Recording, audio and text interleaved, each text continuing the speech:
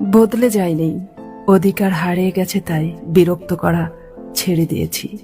কিছু মানুষ ভাবতো তারা না থাকলে দিন যাবে না, অথচ বছর কেটে গেল টের পাই না। প্রচন্ড কষ্ট নিয়ে যারা হারিয়ে যায় তারা শত অনুরোধের পরেও আর ফিরে আসে না। ধন সম্পত্তি নয়, মানুষের জীবনের সবচেয়ে প্রয়োজনীয় জিনিস হলো মানসিক শান্তি। যদি বুঝতে পারেন যে আপনি ভুল সম্পর্কে আছেন, তাহলে কষ্ট হলেও নিজেকে থামিয়ে নিন।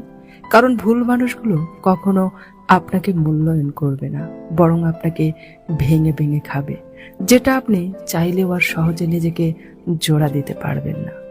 চিৎকার করে কাঁদলে হয়তো মন হালকা হয়, কিন্তু নীরবে কাঁদার চেয়ে বড় কষ্ট বোধ হয় পৃথিবীতে আর কিছু তো নেই।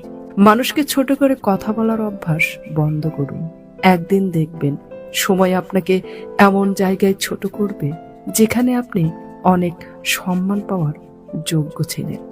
যারা আপনাকে আঘাত করে হেসে তাদের বুঝিয়ে দিন আপনি দুর্বল নয়, বরং আপনি সেই ব্যক্তি যে আঘাত পেলে আরো শক্ত হন।